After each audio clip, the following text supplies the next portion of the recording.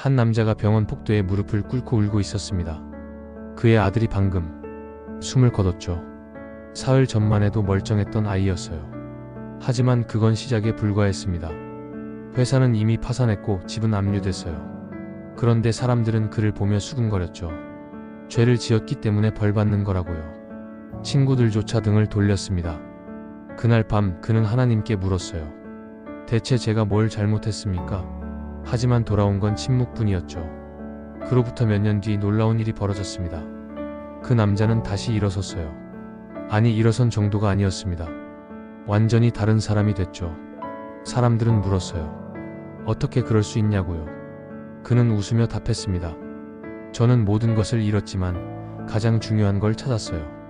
자, 지금부터 무슨 특별한 사연이 있었는지 지금 바로 시작해 보겠습니다. 저는 성공한 사람이었습니다.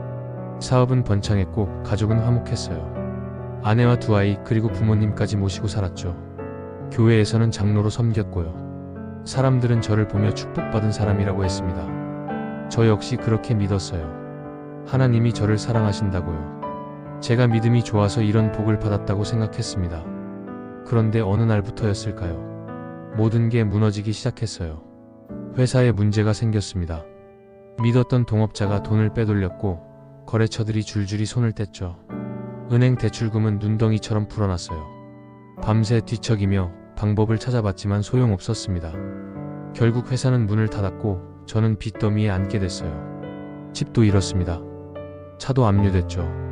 아내는 매일 울었어요. 아이들은 학교에서 놀림을 당했습니다. 부모님은 아무 말씀도 안 하셨지만 그 침묵이 더 무거웠어요. 저는 하나님께 기도했습니다. 간절히 부르짖었죠. 하지만 응답은 없었어요. 아무런 응답도요. 그러던 어느 날 아들이 사고를 당했습니다. 학교 앞 횡단보도에서였어요. 병원으로 달려갔지만 의사는 고개를 저었습니다. 중환자실 앞에서 저는 무릎을 꿇었어요. 울부짖으며 기도했죠. 제발 살려달라고요. 제 목숨을 가져가셔도 좋으니 아들만은 살려달라고요. 하지만 하나님은 침묵하셨습니다. 아들은 사흘 만에 세상을 떠났어요. 장례식장에는 사람들이 많이 왔습니다. 그런데 그들의 눈빛이 이상했어요. 동정이 아니었습니다. 어떤 이들은 수근거렸죠. 뭔가 잘못한 게 있는 거 아니야? 하나님이 징계하시는 거겠지. 장로까지 하던 사람이 저렇게 되다니 분명 숨긴 죄가 있을 거야. 그 말들이 칼처럼 제 가슴을 찔렀습니다. 저는 아무 말도 할 수 없었어요. 변명할 힘조차 없었죠. 그저 멍하니 앉아있을 뿐이었습니다. 아내는 달라졌어요. 예전처럼 웃지 않았습니다. 저를 바라보는 눈빛도 차가워졌죠. 어느 날 밤 아내가 말했어요. 당신 때문에 이렇게 된 거 아니야? 저는 대답하지 못했습니다. 정말 제 탓일까요? 제가 뭘 잘못한 걸까요? 하나님, 대체 무엇을 원하시는 겁니까? 교회에도 나가지 못했어요. 사람들의 시선이 두려웠습니다. 장로직도 내려놓았죠. 목사님은 위로해 주셨지만 그 위로가 제 마음에 닿지 않았어요. 저는 점점 하나님으로부터 멀어지는 것 같았습니다. 딸마저 아팠습니다. 오빠를 잃은 충격으로 말을 잃어버렸어요. 병원비는 계속 나갔고 저는 아무 일이라도 해야 했습니다. 공사장에서 막노동을 했어요. 밤에는 대리운전을 했죠.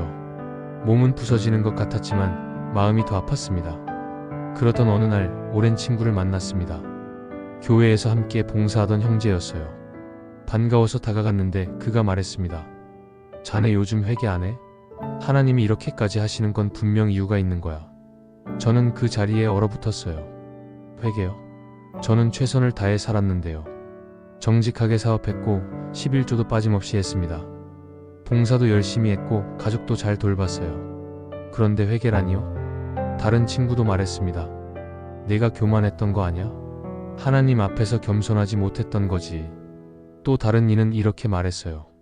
숨긴 죄가 있을 거야. 하나님은 공의로우신 분이야. 이유 없이 이런 일이 생길 리 없어. 저는 그들의 말을 듣고만 있었습니다.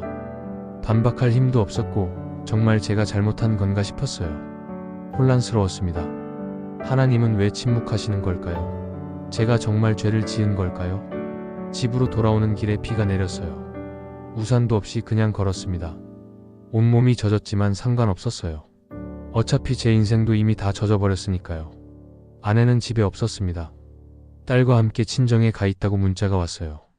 혼자 남은 집은 너무 조용했습니다. 텅 빈 거실에 앉아 천장을 바라봤죠. 하나님, 저 여기 있습니다. 들리시나요? 아무런 대답도 없었어요. 침묵만이 가득했습니다.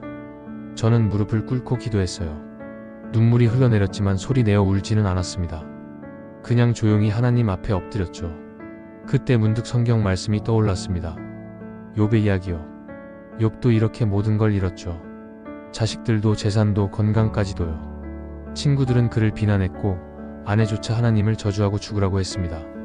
하지만 욥은 말했어요. 주신 이도 여호와시요 거두신 이도 여호와시오니 여호와의 이름이 찬송을 받으실지니이다. 저는 그 말씀을 읽으며 울었습니다. 저는 욥이 아니었어요. 욥처럼 담대하지도 못했고 그렇게 고백할 수도 없었죠. 저는 그저 무너진 사람일 뿐이었습니다. 며칠이 지났습니다. 아내가 돌아왔어요. 하지만 예전과는 달랐습니다. 말수가 더 줄었고 표정도 굳어 있었죠. 저는 아내에게 미안했어요. 이렇게 만든 게 다 제 탓 같았습니다. 저는 다시 일을 나갔습니다. 공사장에서 벽돌을 나르고 시멘트를 섞었어요. 몸은 지쳤지만 멈출 수 없었습니다. 가족을 먹여 살려야 했으니까요. 어느 날 공사장에서 사고가 났습니다. 비계가 무너지면서 저는 떨어졌어요. 다행히 크게 다치지는 않았지만 갈비뼈에 금이 갔습니다. 병원에 가야 했지만 돈이 없었어요. 그냥 참고 일했죠. 아플 때마다 진통제를 먹었습니다. 밤에는 잠이 오지 않았어요. 누워있으면 온갖 생각이 떠올랐습니다. 왜 이렇게 됐을까요? 제가 뭘 잘못한 걸까요? 하나님은 정말 저를 사랑하시는 걸까요? 어느 날 밤 저는 성경을 펼쳤습니다. 욥기였어요. 읽다 보니 한 구절이 눈에 들어왔습니다. 그러나 내가 앞으로 가도 그가 아니 계시고 뒤로 가도 보이지 아니하며 그가 왼쪽에서 일하시나 내가 만날 수 없고 그가 오른쪽으로 돌이키시나 뵐 수 없구나. 저는 그 말씀을 읽으며 울었습니다. 욥도 이랬구나. 하나님을 찾았지만 보이지 않았구나. 저만 그런 게 아니었어요. 욥도 수많은 믿음의 사람들도 이런 시간을 겪었던 거죠. 그런데 이상했습니다. 그 말씀을 읽으니 조금 위로가 됐어요. 제가 혼자가 아니라는 걸 알게 됐으니까요. 하나님은 침묵하셨지만 완전히 떠나신 건 아니었습니다. 어딘가에 계셨어요. 제가 보지 못할 뿐이었죠. 시간이 흘렀습니다. 봄이 가고 여름이 왔어요. 저는 여전히 일했고 아내는 여전히 말이 없었습니다. 딸은 조금씩 나아지는 것 같았어요. 가끔 미소를 짓기도 했죠. 그게 저에게는 큰 위로였습니다. 어느 날 작은 교회 앞을 지나가다 열려있는 문으로 들어가 텅 빈 예배당에 앉았습니다. 조용했어요. 십자가가 보였습니다. 저는 그 십자가를 바라보며 생각했어요. 예수님도 고통받으셨죠. 십자가에서 외치셨습니다. 나의 하나님, 나의 하나님, 어찌하여 나를 버리셨나이까. 하나님의 아들도 버림받은 것 같은 순간이 있었어요. 저만 그런 게 아니었습니다. 그때 목사님이 들어오셨어요. 저를 보시고는 옆에 앉으셨죠. 힘드시죠? 저는 고개를 끄덕였습니다. 괜찮아요. 하나님은 알고 계세요. 목사님은 더 이상 말씀하지 않으셨어요. 그냥 옆에 앉아 계셨죠. 그 침묵이 좋았습니다. 위로의 말보다 그 함께 있어줌이 더 큰 힘이 됐어요. 집으로 돌아오는 길에 저는 다시 기도했습니다. 하나님, 저는 이해하지 못합니다. 왜 이런 일이 생긴 건지 모르겠어요. 하지만 당신을 놓지 않겠습니다. 욥처럼 저도 끝까지 당신을 붙들겠습니다. 아내가 저를 맞이했어요. 표정이 조금 부드러웠습니다. 밥 먹어요. 그 한마디가 저에게는 큰 의미였어요. 아내가 다시 저를 봐주는 것 같았습니다. 작은 변화였지만 저는 그게 회복의 시작이라고 느꼈죠. 밥을 먹으며 딸이 저를 보고 웃었습니다. 말은 하지 않았지만 그 웃음이 좋았어요. 저는 딸의 머리를 쓰다듬어 줬습니다. 딸은 제 손을 잡았어요. 그 작은 손이 따뜻했습니다. 그날 밤 저는 오랜만에 편안하게 잠들었어요. 여전히 모든 게 해결된 건 아니었습니다. 빚은 그대로였고 미래는 불확실했죠. 하지만 뭔가 달라진 것 같았어요. 제 마음속에 작은 평안이 찾아왔습니다. 며칠 뒤 옛 직장 동료에게서 연락이 왔어요. 작은 일자리를 소개해주겠다고 했습니다. 큰 돈은 아니었지만 안정적인 수입이었죠. 저는 감사하게 받아들였습니다. 일을 시작하면서 사람들을 만났어요. 그들 중에는 저처럼 어려움을 겪는 이들이 많았습니다. 저는 그들의 이야기를 들어줬어요. 위로의 말을 해주지는 못했지만 함께 있어줬죠. 그게 위로가 된다는 걸 알았으니까요. 시간이 또 흘렀습니다. 가을이 왔고 나뭇잎이 떨어졌어요. 저는 여전히 가난했지만 마음은 조금씩 회복되고 있었습니다. 아내도 예전처럼 웃기 시작했어요. 딸은 드디어 말을 했습니다. 아빠. 그 한마디에 저는 눈물을 흘렸어요. 너무 오랜만에 듣는 딸의 목소리였습니다. 아내도 울었죠. 우리는 셋이 안고 울었습니다. 슬픔의 눈물이 아니었어요. 감사의 눈물이었죠. 저는 다시 교회에 나가기 시작했습니다. 처음에는 두려웠어요. 사람들이 뭐라고 할까 걱정됐죠. 하지만 맨 뒷자리에 앉아 조용히 찬양했습니다. 눈물이 났지만 괜찮았어요. 이건 치유의 눈물이었으니까요.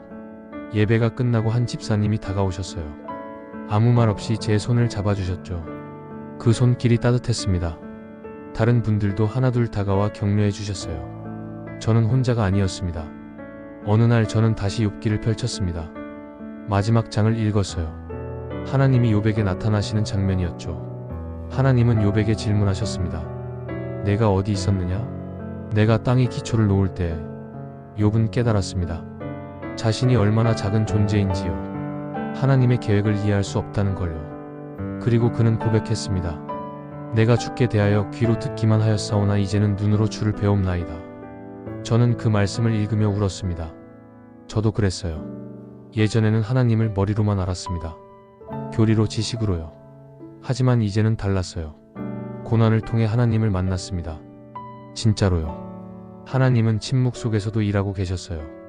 제가 보지 못했을 뿐이죠. 모든 것을 읽는 과정에서 저는 진짜 중요한 걸 발견했습니다. 하나님 자신이요. 재산도 중요하지 않았어요. 성공도 사람들의 인정도요. 오직 하나님만이 중요했습니다. 그분이 계시면 충분했어요. 그 깨달음이 제 인생을 바꿔놓았습니다. 저는 작은 사무실을 얻었어요. 다시 사업을 시작하기로 했죠. 이번에는 달랐습니다. 돈을 벌기 위한 사업이 아니었어요. 사람을 세우기 위한 일이었죠. 어려운 처지에 있는 이들에게 일자리를 제공했습니다.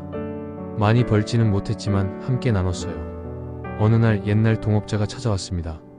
저를 배신했던 그 사람이요. 얼굴이 초췌했어요. 미안해. 정말 미안해. 그는 무릎을 꿇고 울었습니다. 저는 그를 일으켜 세웠어요. 괜찮아. 나도 용서받았거든. 하나님께. 그날 그와 함께 기도했습니다. 원수를 용서하니 제 마음도 자유로워졌습니다. 시간이 흘러 봄이 다시 왔습니다. 꽃이 피고 새가 지저귀어요. 아내가 말했습니다. 지금이 더 행복해요. 저도 그랬어요. 가진 건 적었지만 마음은 풍요로웠습니다. 작은 상담소를 열었습니다. 경제적으로 힘든 사람들, 인간관계의 상처를 겪는 이들이 찾아왔어요. 저는 그들의 이야기를 들어주고 제 이야기를 나눴습니다. 욥의 이야기도 들려줬죠. 한 여자가 찾아왔어요. 남편에게 버림받았다고 했습니다. 어떻게 살아야 할지 모르겠어요. 저도 그랬어요. 모든 걸 잃었을 때요. 그런데 하나님이 저를 일으켜 세우셨어요. 정말요? 어떻게요? 천천히요. 아주 천천히요. 하루하루 견디다 보니 어느새 일어서 있더라고요. 그 여자에게 작은 도움을 줬습니다. 며칠 뒤 그녀가 다시 찾아왔어요. 표정이 밝아져 있었습니다. 감사해요. 덕분에 다시 시작할 용기가 났어요. 사람들이 소문을 듣고 찾아왔습니다. 많은 이들이 힘들어하고 있었어요. 저는 그들에게 위로를 전했습니다. 큰 교회에서 간증 요청이 왔어요. 주일 저녁 예배 시간이었습니다. 강단에 섰어요. 저는 모든 것을 잃었던 사람입니다. 제 이야기를 들려줬어요. 성공과 몰락, 고난과 회복을요. 제가 배운 건 하나예요. 하나님만으로 충분하다는 거죠. 다른 건 다 잃어도 하나님만 계시면 살 수 있어요. 여러분도 힘들 거예요. 누구나 고난을 겪으니까요. 하지만 포기하지 마세요. 하나님은 침묵하시는 것 같아도 일하고 계세요. 믿고 기다리세요. 많은 사람들이 고맙다고 힘이 됐다고 말했습니다. 크리스마스에 노숙자분들을 초대했습니다. 따뜻한 음식을 대접했어요. 그분들은 감사하다며 눈물을 흘렸습니다. 저도 여러분처럼 밑바닥까지 떨어졌습니다. 모든 걸 잃었죠. 하지만 하나님이 저를 일으켜 세우셨어요. 여러분도 일어설 수 있어요. 늦지 않았습니다. 하나님은 지금도 여러분을 사랑하세요. 여러분이 예수님을 영접했습니다. 너무 기뻤어요. 딸이 대학에 입학했습니다.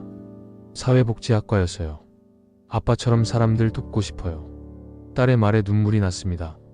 시간이 흘러 또 봄이 왔습니다. 상담소 앞 벤치에 앉아 하늘을 봤어요. 구름이 흘러가고 있었습니다.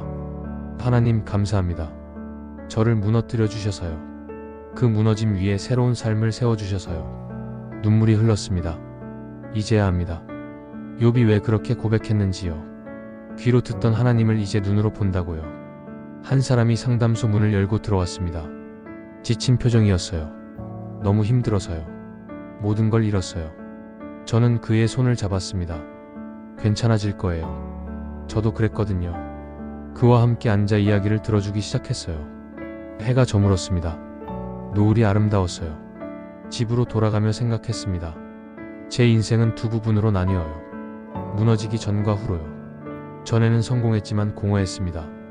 후에는 가난하지만 충만하죠. 집에 불이 켜져 있었어요. 아내와 딸이 저녁을 준비하고 있었습니다. 다녀왔어요. 어서 와요. 밥 먹어요. 이 평범함이 기적이에요. 밤에 혼자 창밖을 봤습니다. 별이 빛나고 있었어요. 성경을 펼쳤습니다. 욥기 마지막 장이요. 내가 주께 대하여 귀로 듣기만 하였사오나 이제는 눈으로 주를 배움나이다. 이 구절을 읽을 때마다 울게 돼요. 일기장에 썼습니다. 돌이켜보니 고난이 선물이었다.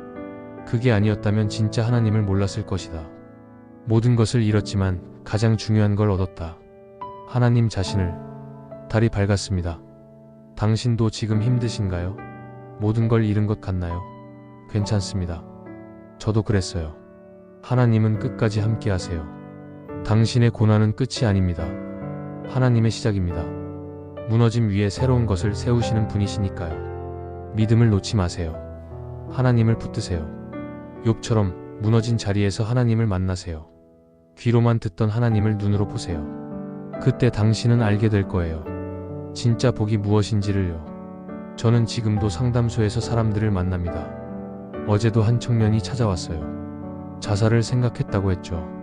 저는 그의 이야기를 들어줬습니다. 함께 울었어요. 그리고 말했죠. 살아야 해요. 당신의 인생은 아직 끝나지 않았어요. 청년은 울면서 고개를 끄덕였습니다. 살겠다고 했어요. 그 모습을 보며 저는 깨달았습니다. 제 고난이 헛되지 않았구나. 누군가에게 희망이 되고 있구나. 이게 제가 배운 거예요.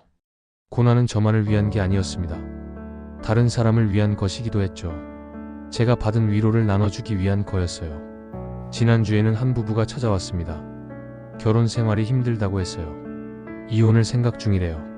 저는 아내를 불렀습니다. 함께 그들의 이야기를 들어줬죠. 저희도 그랬어요. 서로 원망했죠. 하지만 포기하지 않았습니다. 아내가 말했어요. 쉽지 않았어요. 정말 떠나고 싶었죠. 하지만 하나님이 붙들어 주셨어요. 부부가 울었습니다. 그리고 다시 시작하기로 했어요. 며칠 뒤 손을 잡고 다시 찾아왔죠. 감사하다고 했습니다. 딸은 방학 때마다 상담소에서 봉사합니다. 사람들이 딸을 좋아해요. 밝은 에너지를 주거든요. 아빠 나도 나중에 상담소 하고 싶어요. 그래 하나님이 쓰실 거야. 딸이 자라는 모습을 보면 감사해요. 고난을 겪었지만 그게 딸을 더 단단하게 만들었습니다. 오빠를 잃은 아픔은 여전히 있어요. 가끔 딸이 오빠 사진을 보며 울기도 합니다. 저도 그래요. 하지만 이제는 그 슬픔도 받아들일 수 있어요. 언젠가 하늘나라에서 다시 만날 거니까요. 작년에는 고아원을 방문했습니다. 선물을 준비해 갔죠. 아이들이 좋아했어요. 한 아이가 물었습니다. 아저씨는 왜 우리한테 선물 줘요? 아저씨도 받았거든. 하나님한테요. 그걸 나눠주는 거야. 아이가 웃었습니다. 그 웃음이 예뻤어요. 함께 찬양하고 기도했습니다. 아이들의 목소리가 맑았어요. 천사 같았죠. 그날 저는 깨달았습니다. 나눔이 이렇게 기쁜 거구나. 교회에서는 평신도로 조용히 섬기고 있습니다. 청소도 하고 주차 안내도 해요. 낮아지는 것이 좋습니다. 그게 진짜 섬김이라는 걸 알았으니까요. 목사님이 가끔 말씀하세요. 형제님의 삶이 설교예요. 부끄럽지만 감사합니다. 제 삶이 누군가에게 희망이 된다면 그것만으로 충분해요. 얼마 전에는 기자가 다시 찾아왔습니다. 추가 인터뷰를 하고 싶다고 했어요. 그 뒤로 어떻게 지내셨어요? 행복하게요. 가진 건 여전히 적지만 마음은 풍요로워요. 가장 큰 변화는 뭔가요? 하나님을 진짜로 알게 된 거요. 예전엔 머리로만 알았는데 이제는 마음으로 알아요. 기사가 나간 후 또 여러 사람들이 연락했습니다. 저도 그런 경험이 있다고 위로받았다고요. 제 이야기가 계속 누군가에게 닿고 있었습니다. 요즘은 글을 쓰기 시작했어요. 제 이야기를 책으로 남기려고요. 제목은 정했습니다. 무너짐 위에 피는 믿음이요. 욥의 이야기와 제 이야기를 엮어서 쓰고 있어요. 아내가 옆에서 도와줍니다. 문장을 다듬어주고 빠진 부분을 채워주죠. 함께 작업하는 게 좋습니다. 우리의 이야기니까요. 책이 나오면 많은 사람들에게 전하고 싶어요.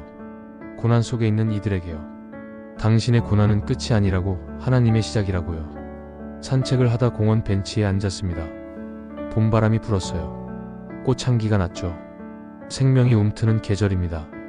한 노인이 옆에 앉았어요. 힘들어 보였습니다. 괜찮으세요? 노인이 고개를 저었어요. 요즘 너무 힘들어서요. 살 이유를 모르겠어요. 저는 노인 옆으로 조금 다가 앉았습니다. 저도 그랬어요. 모든 걸 잃었을 때요. 그래요? 그럼 어떻게 이겨냈어요? 이겨낸 게 아니에요. 그냥 하루하루 버텼죠. 그러다 보니 하나님이 함께 계셨더라고요. 노인이 저를 바라봤어요. 눈에 눈물이 고였습니다. 정말 그럴까요? 하나님이 저 같은 사람도 돌보실까요? 그럼요.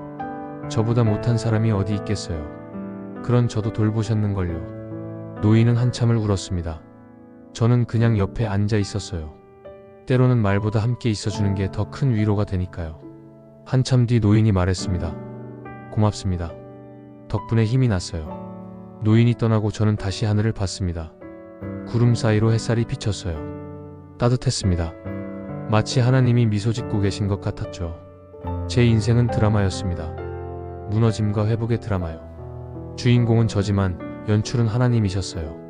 지금 이 순간도 감사합니다. 고난도 아픔도 모두 감사해요. 그것 없이는 진짜 하나님을 몰랐을 테니까요. 저는 더 이상 큰 부자가 되고 싶지 않습니다. 유명해지고 싶지도 않아요. 그냥 하나님과 함께, 사람들과 함께 이렇게 살고 싶습니다. 그게 진짜 성공이라는 걸 알았으니까요. 밤하늘의 별을 보며 생각합니다. 저 별들을 만드신 하나님이 저 같은 작은 존재도 돌보신다는 게 신기해요. 감사해요. 당신의 고난은 끝이 아니라 하나님의 시작입니다.